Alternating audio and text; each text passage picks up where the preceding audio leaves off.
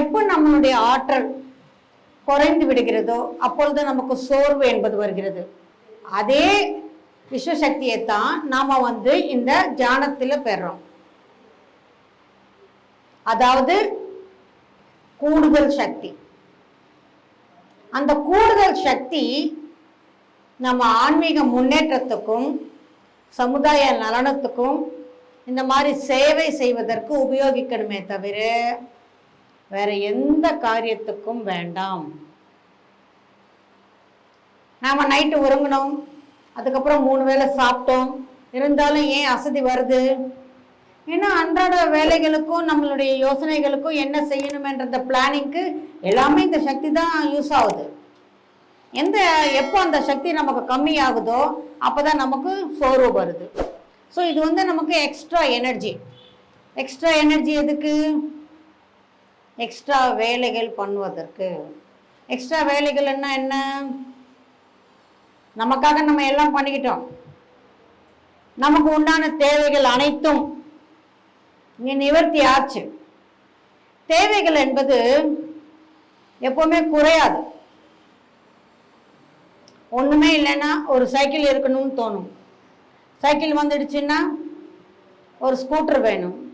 Scooter வந்துடுச்சுன்னா ஒரு bike வேணும். ஒரு பைக் வந்துடுச்சுன்னா அதுலேயும் ராயல் என்ஃபீல்டு வேணும்.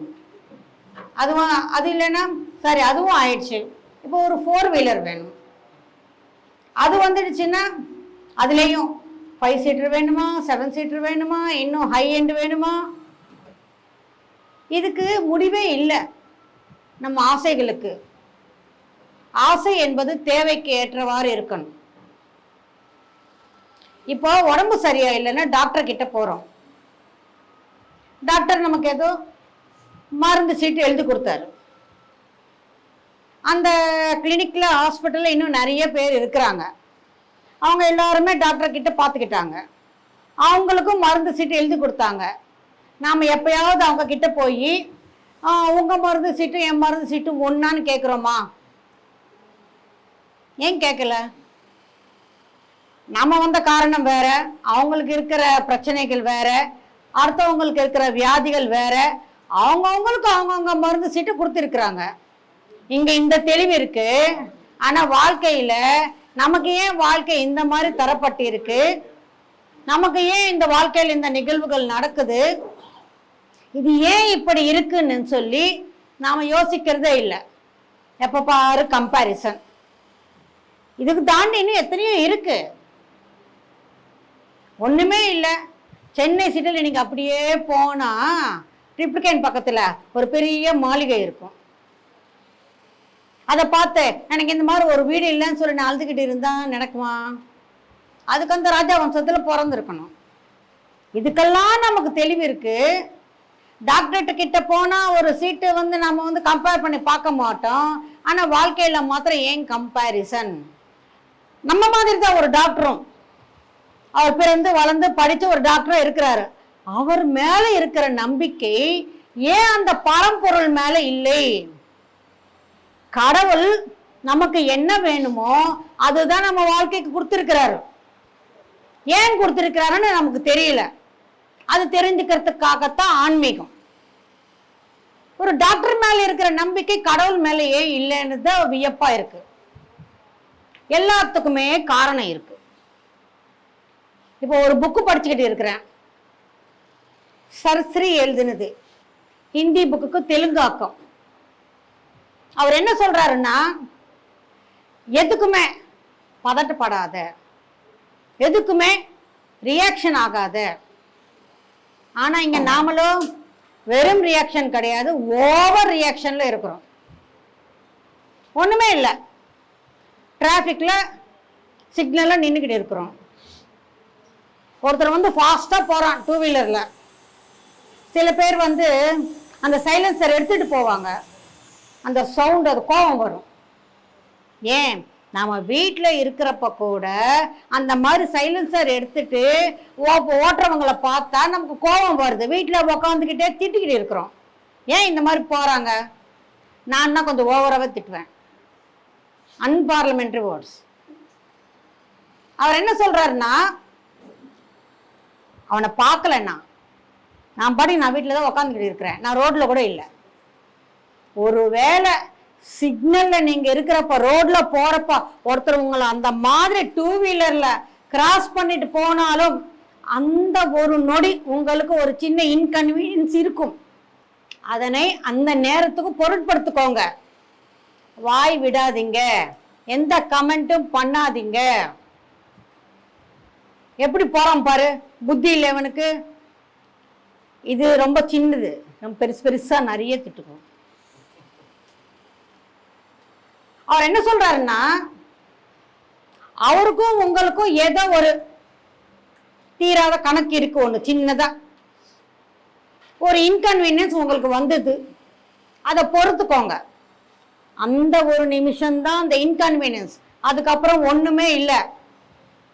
அவன் போறான் பாரு மடைய, எப்படி போறான்னு அப்படின்னு ஒரு வாய் விட்டோம்னா கணக்கு முடியல, இன்னும் தொடர்ந்துகிட்டே இருக்கும். நாம இன்னும் அந்த தொடக்கத்துல இருப்போம்னு நமக்கு நாமளும் இழுத்துக்கிட்டு இருக்கிறோமா. ஒருத்தர் கேட்டாங்க, அப்ப எதுக்குமே நாம வந்து ரியாக்ட் ஆகக்கூடாதா, நம்ம ஜடமா இருக்கோமான்னா, நம்ம ஜடம் இல்லை, எல்லா உறுப்புகளும் இருக்கு, ஐம்புலங்களும் இங்க வேலை செய்யுது. ஆனா எதுக்கு ரியாக்ட் பண்ணணும்? இதுதான் மனிதனுடைய இயல்பு. நாம இயல்பை விட்டு வந்து என்னென்னமோ பண்ணிக்கிட்டு இருக்கிறோம். அந்த மாதிரி சைலன்சர் எடுத்துட்டு போக கூடாது, இல்ல இந்த வேகத்துல தானே போகணும், அவர் ஏன் அப்படி போறாரு, அவருக்கு என்ன ஆகுமோ, அவன் நல்லதுக்காகத்தானே நான் ஒரு கமெண்ட் போட்டேன், இப்படியெல்லாம் யோசிக்கிறோமே தவிர அதுக்கும் நமக்கும் சம்பந்தம் இருக்கா? அவனுக்கும் நமக்கும் என்ன தொடர்பு? ஒரே சமுதாயத்துல இருக்கிறோம். அந்த ஒரு இன்கன்வீனியன்ஸோடு நமக்கு பல கணக்குகள் இங்க தீர்க்கப்படுது. அக்கௌண்ட் க்ளோஸ் பண்ணணும், ஆனா எங்க க்ளோஸ் பண்றோம்? புதிதாக அக்கௌண்ட்ஸ் நாம உருவாக்கி கொண்டே இருக்கிறோம்.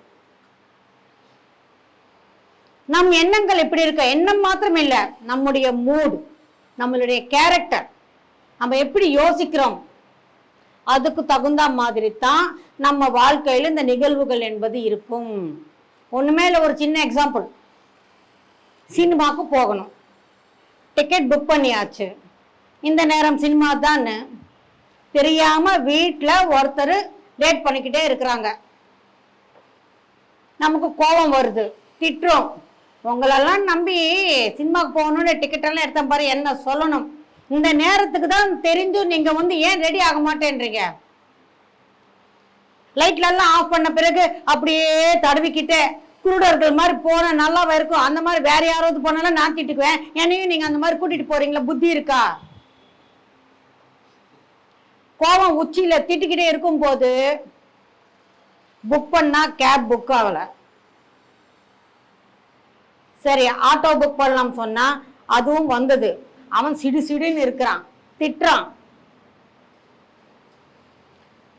போறப்ப அவ்வளவு சிக்னல்ஸ், டிராபிக் ஜாம்.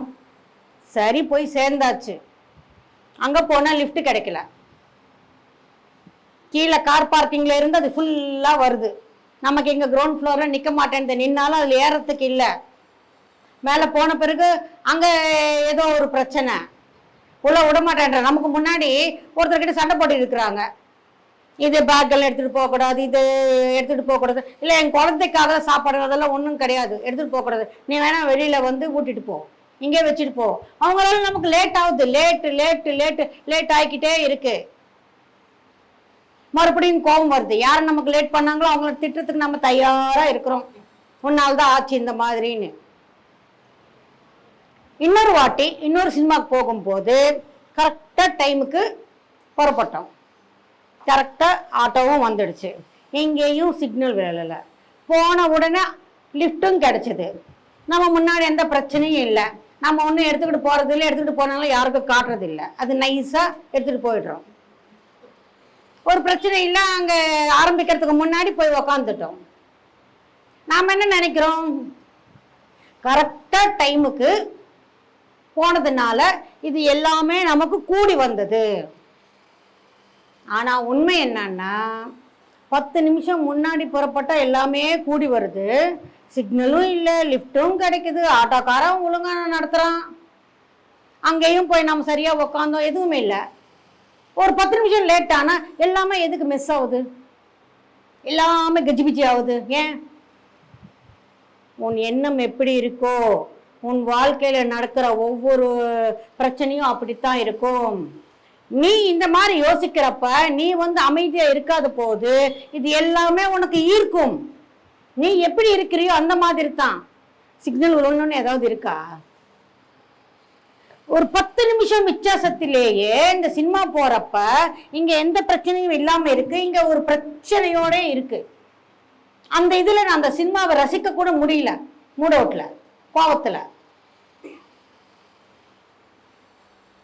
இப்ப என்ன நினைக்கணும், 10 நிமிஷம் லேட் ஆனாலும் சரி நமக்கு எல்லாமே சரியா அமையும். சரியான நேரத்துல நம்ம போயிடுவோம். இருட்டில் போறதுன்னா கஷ்டம், ஒரு பேட்டரி லைட் எடுத்துக்கோ, ஒரு டார்ச் அடிச்சுட்டு போ. என்ன இப்போ அதுக்கு ஏன் கத்துற? அதுக்கு மூடு பாடானா இதுங்க எல்லாமே சொதப்புது. எல்லா விஷயத்திலையும் நாம் நமக்கு என்ன நடக்கிறது என்பதை உண்மை கவனித்தால் மட்டுமே அதனை நாம் புரிந்து கொள்ள முடியும். நம்ம வாழ்க்கையில எதுவாக இருந்தாலும் சரி, அனைத்தும் அந்த கடவுளால், இந்த இயற்கையினால் நமக்கு தரப்பட்ட வாய்ப்புகளை வரங்களாக மாத்திக்கணுமே தவிர இந்த வாய்ப்பு எதுக்குன்னே தெரியலன்னா நம்மளால என்ன செய்ய முடியும்? எல்லாத்துக்குமே காரணம் இருக்கு. ஒரு வீட்டுல ஒரு அப்பா இருக்கிறாரு, அவர் எதுக்குமே தட்டி கேட்க மாட்டேன்றாரு. அவங்க மனைவி திட்டுறாங்க, நீ இந்த மாதிரி எதுவுமே தட்டி கேட்காம இருந்தா எப்படி? வீட்டுல ஆம்பளைன்னா, வீட்டுக்கு பெரியவங்களன்னா நீங்க தான் தட்டி கேட்கணும், பசங்க அப்பதானே நல்லா வளருவாங்க. எதுக்குமே கேட்கறது இல்லையே. பசங்க மாத்திரம் இல்லை, அந்த குடும்பத்துல எதுக்கும் கேட்கறது இல்லை. அவங்க எவ்வளவோ சொல்லி பாக்குறாங்க, இவர் வாயே திறக்க மாட்டேன்றாரு. காரணம் என்ன? அதுக்கு முந்தின பிறவியில அவருடைய பையன் 7வது ஃபெயில் ஆயிட்டான். வீட்டுக்கு வரப்ப யோசிச்சுக்கிட்டே வரான், வீட்டில் இது எப்படி சொல்றது, என்னன்னு சொல்றது, மறைச்சிடலாமா, பொய் சொல்லலாமா, இல்லை உண்மையை சொல்லணுமா, இது எப்படி ஏற்றுக்குவாங்க, அப்பா பார்த்தா பயமாச்சு. அப்படியே யோசிச்சுக்கிட்டே வரப்ப வீடு வரப்ப ஒரு நிர்ணயம் எடுக்கிறாரு, இல்லை நாம உண்மையை சொல்லணும், புரிஞ்சுக்குவாரு. வீட்டுக்கு வராரு, உண்மையை சொல்றாரு. ஆனா அன்னைக்கு அந்த அப்பா ரொம்ப கோபத்தில் இருக்கிறாரு, எதுவும் நடந்திருக்காங்க, அவர் அந்த அளவுக்கு இரிட்டேஷன்ல இருக்கிறாரு. இந்த மாதிரி ஒரு வருஷம் பாலாயிடுச்சு, போயிடுச்சு, நீ ஏன் சரியா படிக்கல, நீ ஃபெயில் ஆயிட்டேன்னு சொல்லி ஓங்கி ஒன்று அடிக்கிறாரு. அடிச்சதில்ல பக்கத்துல இருக்கிற டேபிள் அவன் மண்டையை பொழந்துட்டு அவன் அங்கேயே இறந்துடுறான். இறக்குறப்ப அந்த பையனுக்கு என்ன பாவனை இருக்கு? நான் உண்மையைத்தானே சொன்னேன், தைரியமா சொன்னேனே, அப்போ உண்மையை சொன்னா பிராணனும் பறி போயிடுமா? இந்த கேள்வியோடு இறந்து போறார். அவர் மறுபடியும் பிறவி எடுக்கிறப்ப உண்மையே பேசுறது இல்லை, எல்லாத்துக்கும் போய் தான். காரணம், உண்மையை பேசணும்னா அந்த பழைய பிறவியுடைய ஞாபகம் அப்படியே பசுமையா இருக்கு. கை காலெல்லாம் உதறுது, பயம் வருது, நடுக்கம் வருது, எல்லாத்துக்குமே போய் எடுத்துக்கிறதெல்லாம் போய் அவரால் உண்மையை பேச முடியல. உண்மையை பேசினா உயிரே போச்சு. அந்த தாக்கம் இன்னும் இருக்கு. இந்த அப்பாவுக்கு என்ன, தட்டி கேட்டதுனால மகன் இறந்துட்டானே, தட்டி கேட்கறதுக்கு பயம். அடுத்த பிறவையில் தட்டி கேட்டா என்ன ஆகுமோ, ஒரு பிறவையில அந்த ஆன்மா தட்டி கேட்டுச்சு, அதனால அந்த பையனை இறந்து போயிட்டான். இப்ப தட்டி கேட்கறதுக்கு பயம், எதுவும் கேட்க மாட்டார், பிரச்சனையே இல்லை, எல்லாத்துக்கும் சும்மாதான் இருப்பார். பட் அதையும் தாண்டி நாம செயல்படணும். அந்த பிறவியில் அந்த மாதிரி இருந்தாலும், இப்ப நமக்கு நடுக்கமா இருந்தாலும், பயமா இருந்தாலும், உள்ளுக்குள்ள முடியலன்னாலும், அதையும் மீறி உண்மைய பேச பழகணும். ஒன்னும் ஆகாது. இந்த வாட்டி இந்த பிரயோகம் பண்ணணும். நாம இந்த வாட்டி உண்மைய சொன்னா என்ன ஆகும், அந்த தைரியத்துக்கு வரணும். அப்ப அது உயிர் போச்சு. பட் இந்த பாவனை இப்ப நமக்கு இல்லை, ஆனா சப்கான்சியஸ் மைண்ட்ல இருக்குது. அதனால்தான் அதனுடைய கேரக்டர் அந்த மாதிரி இருக்கு. அதையும் தாண்டி நாம பழகணும். இதுதான் இயற்கை நமக்கு தந்த பரிசு. அங்க உண்மையே சொல்ல வேண்டிய கட்டாயத்தில் இருக்காங்க, ஆனா இவன் எல்லாத்துக்கும் பொய் சொல்லிக்கிட்டு இருக்கிறான். காரணம், அந்த பழைய பிறவியின் அந்த ஞாபகங்கள் அதை ஹீல் பண்ணிக்கணும்னா இப்ப நீ உண்மையை சொல்லித்தான் ஆகணும். அந்த உண்மையை சொல்றப்பத்தான் அது ஹீல் ஆகும். நமக்கு நாம தான் ஹீல் பண்ணிக்கணுமே தவிர வேற யாரும் ஹீல் பண்ண மாட்டாங்க. ஒரு வீட்டுல ஒரு பையன் இருக்கான். அவன் பிறக்கிறதுக்கு முன்னாடியே வயிற்றுல இருக்கிறப்ப அப்பா இறந்துட்டார். அந்த வீட்டுல தாத்தா பாட்டி இருக்கிறாங்க. அவனுக்கு ஒரு அண்ணா அக்கா எல்லாம் இருக்கிறாங்க. பிறந்ததுல இருந்து எல்லாருமே அவனை ஏசுகிறாங்க. இவன் ராசி இல்லாத ஆளு, அப்பனை முழுங்கிட்டான், இவன் வந்தாரே இந்த மாதிரி ஆச்சு, இந்த குடும்பம் எல்லாம் கஷ்டத்துக்கு வந்துடுச்சு. எல்லாரும், ஒருத்தர் கூட அவன் மேல அன்பு காட்டல. அவனுக்கு அது ரொம்ப பரிதாபமா இருக்கு. ஏன் எனக்கு மாத்திரம் இந்த மாதிரி நடக்குது? ஊர்ல எல்லாருமே அவங்க பசங்களை அப்பா அம்மாலாம் நல்லா பாத்துக்கிறாங்கல்ல, கொஞ்சம் விளையாடி, எனக்கு மாத்திரம் ஏன் இப்படி இருக்கு? இது யோசிச்சு யோசிச்சு யோசிச்சு அவனால படிக்க கூட முடியல, படிப்பும் வரல. அவனும் பெரியவனானா, கடவுள் புண்ணியத்துல ஏதோ வியாபாரம் செஞ்சான், நல்லா சம்பாதிச்சான். இப்ப அவன் என்ன செய்யணும்? அந்த குடும்பத்தை பார்த்துக்கணுமா, இல்ல என்ன பார்த்துக்காத குடும்பத்தை நான் பார்க்காம விட்டுணுமா? என்ன பார்த்துக்கல, அந்த குடும்பம் என் மேல அன்பு செலுத்தல, அதனால நானும் பார்த்துக்க மாட்டேன்னு. பட் இயற்கை என்ன சொல்லுதுன்னா, உனக்கு இந்த மாதிரி ஒரு சூழ்நிலை இருக்கிறப்ப நீ அவங்க மேல அன்பு காட்டணும். அப்ப அவங்களுக்குள்ள ஒரு மாற்றம் என்பது வரும். ஓ, நாம என்னதான் சின்ன வயசுல இவனை பார்த்துக்கலன்னாலும், அன்பா இல்லாம இருந்தாலும், இப்ப அவன் நம்மளை நல்லா பார்த்துக்கிறான். அவங்களுக்குள்ள ஒரு மாற்றம் அவங்க கூட உண்மையா பழகுறாங்க, அந்த அன்பை காட்டுறாங்க. அவங்களுடைய அன்பு பெற வேண்டியது இவனுடைய கடமை. அவங்க எனக்கு தரல, நான் அவங்களுக்கு தரமாட்டேன், இது கணக்கு கிடையாது. ஆன்மாவுக்கு எல்லா அனுபவங்களும் தேவை. அதே சமயம் இந்த ஆன்மாவுக்கு உள்ளுக்குள்ள பல காயங்கள் இருக்கு, பல பிறவிகளில். அந்த காயங்களை நமக்கு நாம ஹீல் பண்ணிக்கணும். வேற யாரும் வரமாட்டாங்க, அடுத்தவங்களுக்கு ஹீல் பண்ணக்கூடாது, ஆனா நமக்கு நாம ஹீலிங் பண்ணிக்கணும். அந்த ஹீலிங் ஆகிறதுக்காகத்தான் இந்த மாதிரியான சூழ்நிலைகள் நமக்கு இப்ப கொடுக்கப்பட்டிருக்கு. இப்ப பெரியவங்களுக்கெல்லாம் ஏன் கொஞ்சம் காத்து சரியா கேட்கறது இல்லை? நேற்றுதான் ஒருத்தர் போட்டாங்க, அந்த காதும் இந்த பக்கம் ஒரு பிண்டத்தினுடைய இதுவும் ரெண்டும் ஒரே ஷேப்ல இருக்கு, ஒரே மாதிரி இருக்கு. இப்படி பிண்டத்துக்கு எது சொன்னாலும் கேட்டுக்கும். அப்பா கேட்கறதுல ஜாகிரதையா இருக்கணும். நமக்கு எல்லாருக்கும் தெரியும் அபிமன்யு கதை. வயிற்றுல இருக்கும் போதே தெரிஞ்சுக்கிட்டாரு. பிரகலாதரும் அப்படித்தான். Even MS. சுப்புலட்சுமி கூட அவங்க அம்மா பிறந்தது பெண் குழந்தையா இருக்கும்னு நம்பினாங்க. அந்த குழந்தை அந்த இசை ஞானத்தோடைய பிறக்கணும்னு சொல்லி அவங்க எப்பவுமே அந்த பாட்டு பாடிக்கிட்டே இருப்பாங்க. அவங்க வீணை வித்வான், வீணை வாசிச்சுக்கிட்டே இருப்பாங்க. அந்த 9 to 10 months அவங்க அது சொல்லிக்கிட்டே இருந்தாங்க. ஈவன் சின்னதா வலி வருது, குழந்தை பெத்துக்கணும், இருந்தாலும் அவங்க உட்காந்து வீணை வாசிச்சுக்கிட்டு இருக்கிறாங்க. அந்த வழியில கூட எப்போ அந்த பெரிய வழி வந்ததோ அப்போதான் போய் குழந்தைய பெற்றாங்க. அப்பெல்லாம் வீட்டிலே தான் பிரசவம். அதனுடைய பலன் என்ன நமக்கு தெரியல. எம்எஸ் சுப்புலட்சுமி பாரத ரத்னா எல்லாருக்கும் கிடைச்சதா? பாரத ரத்னா வேற எந்த கர்நாடக கலைஞனுக்கும், வோக்கல் மாத்திரம் இல்லை, எந்த கர்நாடக கலைஞனுக்கும் பாரத ரத்னா கிடைக்கல. அப்ப எம்எஸ் சுப்புலட்சுமிக்கு கிடைச்சதுன்னா அந்த கரு உருவானதுல இருந்து அவங்க கத்துக்கிட்டது. இப்ப இதுக்கு காரணம் என்ன? வயசாச்சுன்னா எந்த வேலையும் இல்லை, எது வேண்டுமானாலும் கேட்டுக்கிட்டே இருக்கிறது. எது நம் காதுல போகுதோ அது நம் மனசுல பதியுது. கண்கள் ஆகட்டும் காதுகள் ஆகட்டும் நல்ல ஜாகிரதையா பயன்படுத்தணும். கண்கள் போட்டோகிராஃபிக் மெமரி, போட்டோ எடுத்த எப்படியே படம் பிடிக்கும். அதே மாதிரி நம்ம கண்ணார எது பார்க்குறோமோ அது அப்படியே நம் மனசுல பதியும். அதனால சீரியல்ஸ் எல்லாம் பார்க்க வேண்டாம்னு சொல்றது. அங்க நடக்கிறதெல்லாம் பார்த்து ஓ இப்படிதான் இருக்குமோ சமுதாயம், இப்படிதான் எல்லாரும் யோசிக்கிறாங்களோ. நாம வளர்ந்தப்ப அந்த மாதிரி இல்லை சமுதாயம், இப்ப மாத்திரம் தனியா மாறிடுச்ச. இப்ப எல்லாரும் அப்படிதான் யோசிக்கிறாங்க. எல்லாரும் அப்படித்தான் சொல்லி நாம எப்ப நினைக்கிறோமோ அதுக்கு ஏற்றவாறு தான் இந்த சமுதாயமும் இருக்கும். யார் எப்படி இருந்தால் என்ன, நான் இப்படித்தான் இருப்பேன். நம்முடைய கேரக்டர், நம்மளுடைய செயல்முறை வேற யாருக்கும் அனுசரிச்சு இருக்காது. பத்திரிக்கை சொன்னாரு, என்ன யாரு வேண்டுமானாலும் எதிரியா பாவிக்கலாம், ஆனா எனக்கு எதிரிகள் கிடையாது. அது அவருடைய நிலை.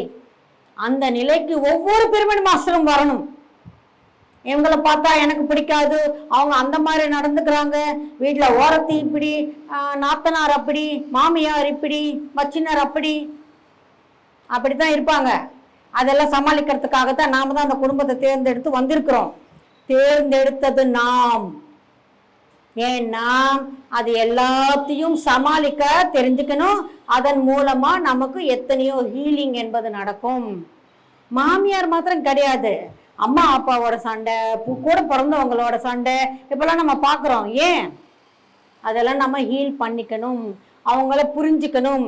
அவங்க எப்படியாவது இருந்து போகட்டும். அந்த அம்மா அப்பா மூலமா நம்ம வந்திருக்கிறோம், அவங்களால தான் இந்த உடல் நமக்கு தரப்பட்டு இருக்கு. இந்த உடல் இருக்கிறதுனால தான் நம்ம இங்க உயிர் வாழறோம்.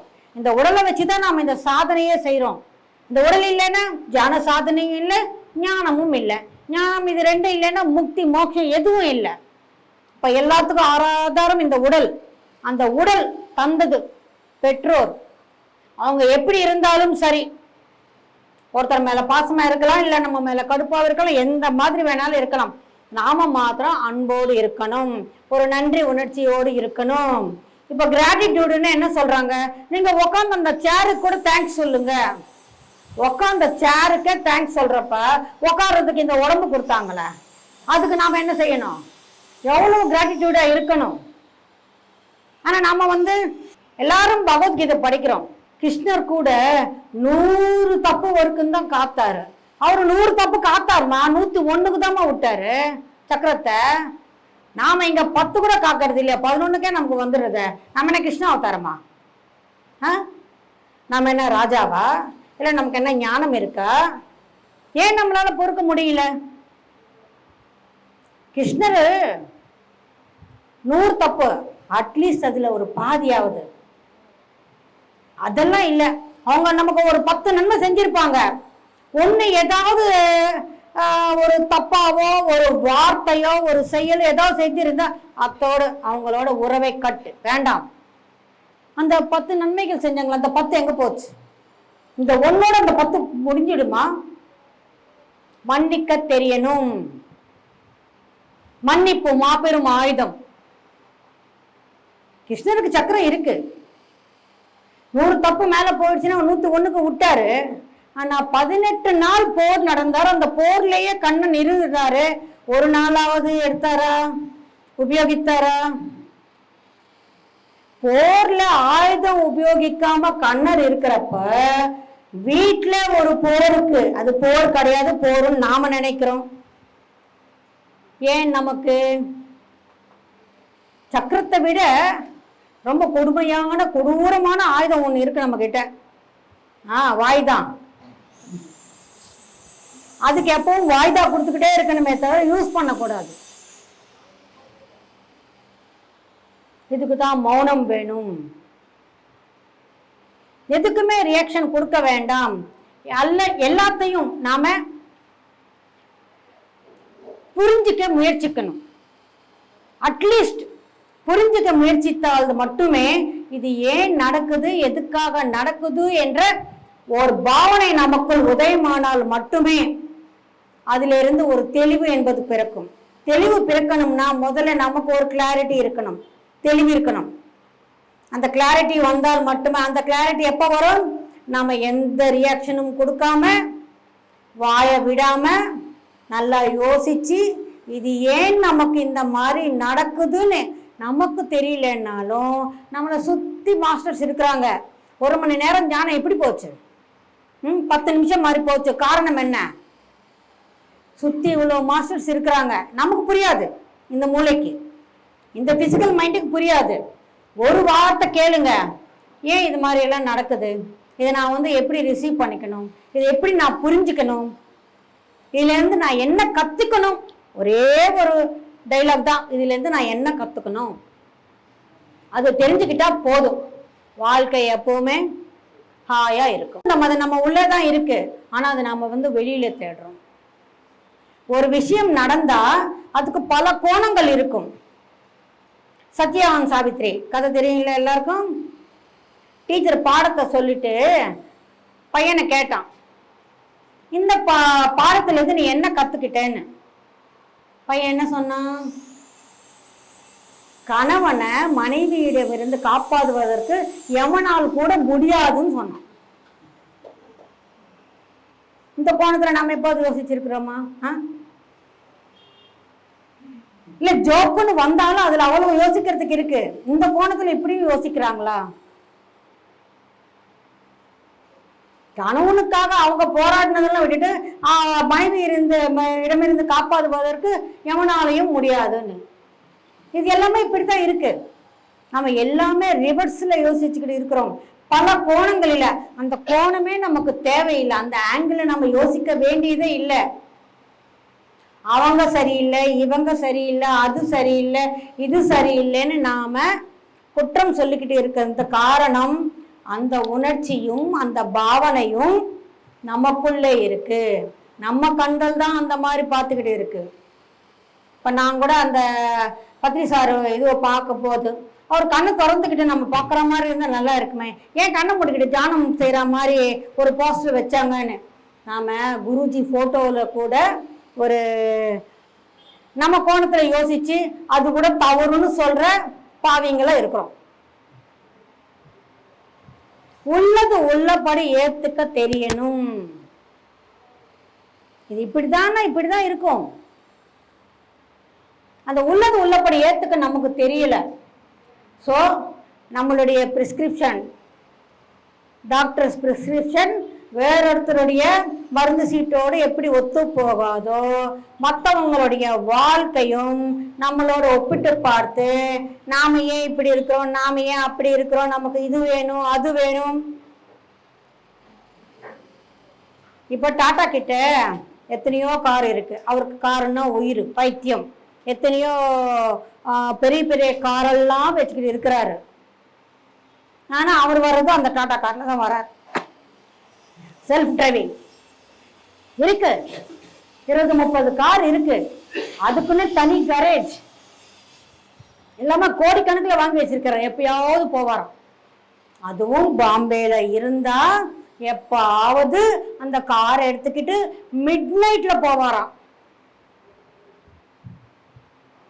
நமக்கு இருக்கிற சுதந்திரம் அனைவருக்கும் இருக்கா சொல்லுங்க? ஒரு ரஜினிகாந்தால ஒரு வசந்த பவன்ல சாப்பிட முடியுமா? நம்மளால சாப்பிட முடியும். பாவம், அவருக்கு வேணும்னா வீட்டுக்கு பார்சல் தான் போகுமே தவிர அவர் சாப்பிட முடியாது. சூடா எல்லாரையும் பார்த்துக்கிட்டு ரசிச்சு. அப்ப யாரு அதிர்ஷ்டசாலி?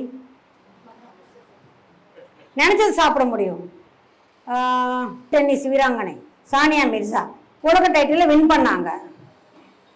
இந்த சந்தோஷத்துல இப்ப நீங்க என்ன செய்யணும்னு நினைக்கிறீங்கன்னு கேட்டாங்க. என்ன பதில் சொன்னாங்க? ஒரு கட்டி தயிர் ஒரு கப்பு சாப்பிடணும் போல இருக்குன்னு சொன்னாங்க. நாம வேலைக்கு முழுங்குறோம். 5 வருஷம் ஆச்சா கட்டி தயிர் சாப்பிட்டா. அவங்களுக்கு அவ்வளவு இஷ்டமா தயிர். 5 வருஷம் ஆச்சு நான் சாப்பிட்டு. அந்த உடல் எடையை மெயின்டைன் பண்ணணும். அந்த எடையை மெயின்டைன் பண்ணதான் அந்த விலாசம் முடியும். அந்த பால் அந்த ஆங்கிள். இப்போ ஒரு கப்பு தயிர் சாப்பிட போறேன் நான். இப்போவே போய் முதல்ல சாப்பிட வேண்டியது அதுதான். இதெல்லாம் பார்க்கும்போது நம்மளாம் எவ்வளவு அதிர்ஷ்டசாலிங்க. அமிதாப் பச்சனை கேட்ட காலையில ஆஃப் தோசை ஒரு ஜூஸ், அவ்வளவுதானா?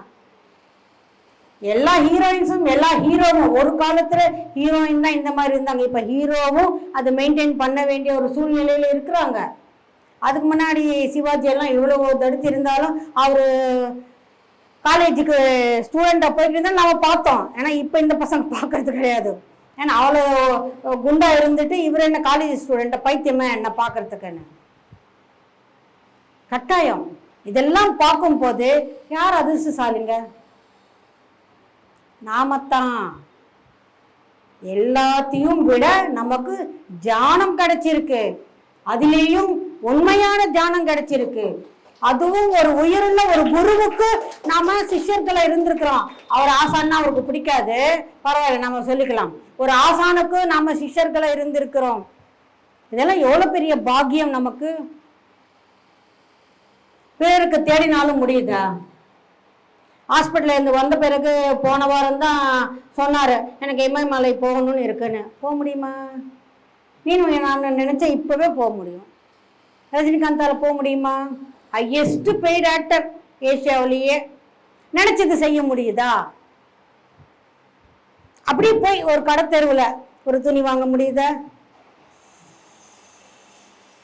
ஒரு ரோட் சைடு நின்றுக்கிட்டு ஒரு கப்பு டீ அடிக்க முடியுதா?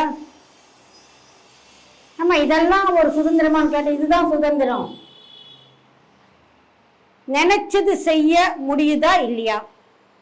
ஆனா நம்ம சூப்பர் ஸ்டாரு, அவங்களுக்கு அவ்வளோ ஃபேம் இருக்கு, விவிஐபியா இருக்கிறாங்க, செலிபிரிட்டியா இருக்கிறாங்க. ஒன்னே ஒன்று, எங்க போனாலும் முன்னாடி ஒரு சீட்டு கிடைக்கும், அவ்வளோதான். அதுக்கும் போக முடியாம நிலையில இருக்கிறாங்க. அது ஒண்ணு தவிர வேற என்ன இருக்கு? சினிமா ஆக்டர் ஆகுறதுன்னா அவ்வளோ ஈஸி ஒன்றும் கிடையாது. நிறைய உடல் வலி இருக்கு. ஸ்டுடியோவில் ஒரு அரை மணி நேரம் ரெக்கார்டிங்க உட்காந்தால வேர்த்து கொட்டுது. அதுக்கு 10 மணிக்கு லைட்டில் அவங்க நின்றுக்கிட்டு ஆக்டிங் பண்ணணும். அது நம்ம உணர்ச்சி கிடையாது, நம்ம உணர்வு கிடையாது. வேற யாருடைய உணர்ச்சியோ உணர்வுகளோ நாம் அங்கே நம்பு மாதிரி காட்டணும். இதெல்லாம் எவ்வளோ கஷ்டம். நல்லா சாப்பிட்டு வந்திருப்பார் வீட்டில், ஒரு நல்ல ஒரு ஃபைண்டாக அவங்க வீட்டில் ஏதோ நல்லது நடந்திருக்குன்னு. இங்கே சார் 4 நாள் உங்களுக்கு சாப்பாடே இல்லை, நீங்கள் பசியில் இருக்கிற மாதிரி ஆக்ட் பண்ணணும்னு அந்த சீன் எப்படி இருக்கும்? இல்லை வீட்டில் ஏதாவது கெட்டது நடந்திருக்கும். அப்போ சார் நீங்கள் ஜாலியாக லவருக்கு கடலை விடுற மாதிரி ஒரு சீனுன்னா எப்படி ஆக்ட் பண்ண முடியும்? உள்ளுக்குள்ள அவ்வளோ சோகம் இருக்குது. அவங்களுக்கு ரொம்ப தெரிஞ்சவங்க தவறி போயிருக்கலாம், இல்லை அவங்களுக்கு வீட்டில் ஏதாவது நடந்திருக்கலாம், ஒரு ஆக்சிடென்ட் நடந்திருக்கலாம். தன்னுடைய இயல்பான சுபாவத்தை விட்டுட்டு வேறொரு உணர்ச்சியை உணர்வுகளை காட்டுறதுக்காகத்தான் நாம் இந்த அளவுக்கு அந்த சினிமாவை பார்க்குறோம், அந்த ஆக்டர்ஸ் நம்ம ரசிக்கிறோம். ரொம்ப கஷ்டமானது. பட் வாழ்க்கையில் என்ன இருக்கு? சாப்பிட முடியாது, நேரத்துக்கு தூங்க முடியாது, டெய்லி எக்ஸசைஸ் பண்ணியே ஆகணும். எவ்வளோ உடம்பு வலி இருக்குன்னு தெரியுமா? இப்போ எல்லாம் அந்த மாதிரி டான்ஸ் நம்ம வாங்குறோம். அந்த மாதிரி ஆடினாது அப்பா என்னம்மா ஆடினார் தெரியுமா? அவங்க எத்தனை மாத்திரை போட்டுக்கிறாங்க தெரியுமா? எவ்வளோ வலி இருக்குதுன்னு தெரியுமா? எத்தனையோ அவங்களுக்கு கஷ்டங்கள் இருக்குன்னா நம்ம பார்க்கறது எல்லாமே அவங்களுடைய நேம் அண்ட் ஃபேம் மாத்திரம்தான் பார்க்குறோம். ரெண்டாவது அவங்க என்ன செஞ்சாலும் நமக்கு தெரியுது. ஊரில் ஒவ்வொருத்தரும் ஒரு 10 கேர்ள் ஃப்ரெண்டை மெயின்டைன் பண்ணிக்கிட்டு இருப்போம், யாருக்கும் தெரியாது. பாவம் அவர் ஒருத்தர்கிட்ட பேசினால் போதும் போச்சு கோவிந்தா. ஸோ இவ்வளவு சுதந்திரம் நமக்கு இருக்கு. இதெல்லாம் நமக்கு கொடுக்கப்பட்டிருக்கிற வரங்கள். இதை நாம தெரிஞ்சுக்கிட்டு அதை எப்படி பயன்படுத்தணும். ஏன் சார் இருக்கிறது ஒரு சண்டை, அந்த ஒரு சண்டை கூட ஏன் சார் உயிரை வாங்குறீங்க, நான் என்ன பாலாஜி சார் திட்டிக்குவா முடியும்? எனக்கு கிடைச்ச வாய்ப்பு, எனக்கு கிடைச்ச மரியாதை. ஏன்னா ஒரு சென்டர் ஓப்பனிங்கன்னா ஃப்ரீ சும்மா வந்துடுமா? அவர் கொடுத்தாரு, தாசாருன்னு ஓடி வந்தோம் இல்ல.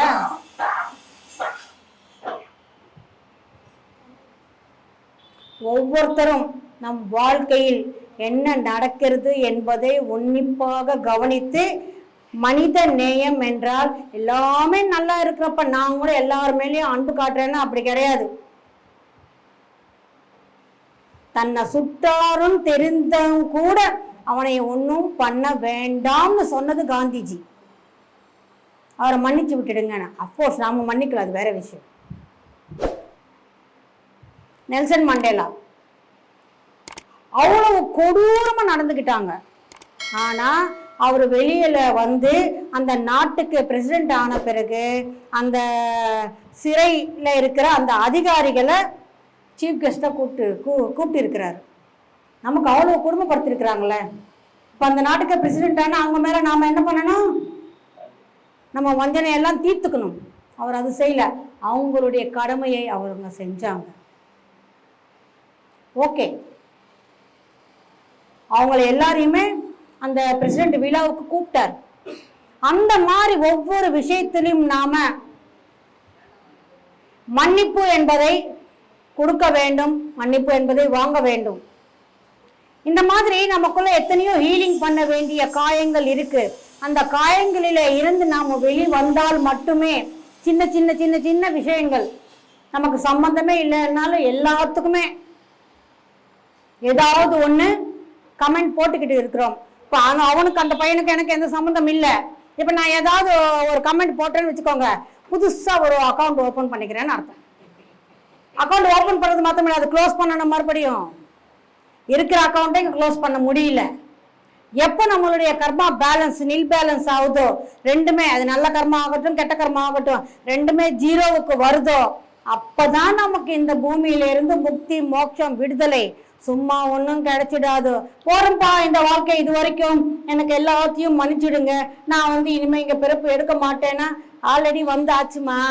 உனக்கு இலக்கம் என்பது இருக்கு. இங்க 94 ரன்ஸ் தேவைன்னா கையில 2 விக்கெட்டு தான் இருக்குதுன்னா, நீ வந்து பேட்ஸ்மேனே இல்லை, நீ பவுலர் ஆனாலும் நீ அடிச்சே ஆகணும். முயற்சி பண்ணணும் இல்ல?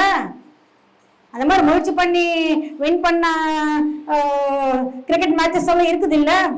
இவனா அடிச்சான், ஐயோ ஆச்சரியமா இருக்கேன்னு.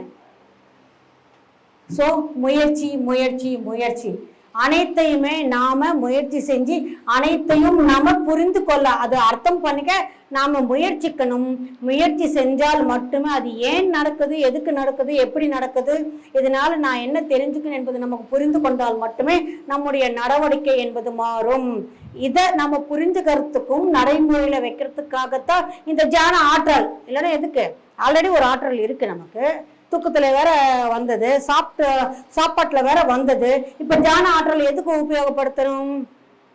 நம்மளுடைய முக்தி மோட்சத்துக்காக, அந்த ஞானத்துக்காக. நிறைய தியானம் பண்ணுங்க, நிறைய சத்சங்கம் பண்ணுங்க, நிறைய புத்தகங்கள், ஆன்மீக புத்தகங்களை படிங்க. அந்த ஆன்மீக புத்தகங்கள் படிப்பதன் மூலம் அதிலிருந்து நமக்கு வர வேண்டிய எத்தனையோ ஞானம் என்பது வந்தால், அது கேள்வி ஞானமாக இல்லாமல் அதை நாம் நடைமுறைப்படுத்தினால் மட்டுமே நமக்கு இங்கே விடுதலை என்பது கிடைக்கும். அனைவரும் அந்த போகர் சித்தர், பாஷாணம்னா விஷம், விஷம் ஒரு துளி பட்டாலும், ஒரு பானை அளவுக்கு அது சாதமா இருந்தாலும் பாயசமா இருந்தாலும் எல்லாமே விஷமா மாறிடும். அந்த மாதிரி எத்தனையோ விஷங்களால் செய்யப்பட்டது முருகர் சிலை. விஷத்தையும் மருந்தாக்கினார். நவபாஷான சிலை அது, 9 விஷங்கள். அது சிலையாக்கி அதை மருந்தா மாத்தினாரு. அதனாலதான் பழனி பஞ்சாமிர்தத்துக்கு ஏன் அந்த சிறப்புன்னா, அந்த பழங்கள் அந்த சிலைக்கு வைக்கும் போது பழங்களுக்கு என்ன குணம் இருக்கு? அது எல்லாத்தையுமே உறிஞ்சிக்கும். நீங்க சக்கரை போடுங்க, வெள்ளத்தை போடுங்க, எல்லாமே உறிஞ்சிக்கும். அந்த மாதிரி அந்த மருந்துகள் உறிஞ்சிக்கிறதுனால அது சாப்பிட்டதன் மூலமாக இங்க எத்தனையோ வியாதிகள் என்பது நயமாகுது, குணப்படுத்தப்படுது. இப்ப கிடைக்கிற பஞ்சாமிர்தம் கிடையாது. அதனால்தான் அங்க இருக்க அந்த விபூதி நாம வச்சுக்கிட்டாலும், விபூதி வாயில போட்டுக்கிற பழக்கம் எங்கிருந்து வந்தது? அது மருந்தாக மாறப்படுகிறது. ஒரு வாய் நாம போட்டுக்கிட்டா, ஆனா நம்ம இப்ப கிடைக்கிற எல்லா விபூதியும் நம்ம வாயில போட்டுக்கிறோம். எதுக்கு போடுறோம்னு கூட தெரியாது, சாப்பிட்டா நல்லா இருக்கு, அவ்வளவுதான். இந்த பழக்கம் எல்லாம் அங்கிருந்து வந்ததுதான். போகர், யார் யாரெல்லாம் நீங்க பழனிக்கு போறீங்களோ அந்த கோயிலுக்குள்ளாரைய போகருடைய சமாதி என்பது இருக்கு. அங்க உட்காந்து தியானம் பண்ண அவ்வளவு வைப்ரேட்டடா இருக்கும். பண்ணி பாருங்க. ஸோ போகருக்கும், நம் பிதாமகா பத்ரிஜிக்கும், பாலாஜி சாருக்கும், இங்க இருக்கிற இந்த லோக்கல் மாஸ்டர்ஸ் அனைவருக்கும் நாம நன்றியை தெரிவித்து என்னுடைய உரையை முடிச்சுக்கிறேன்.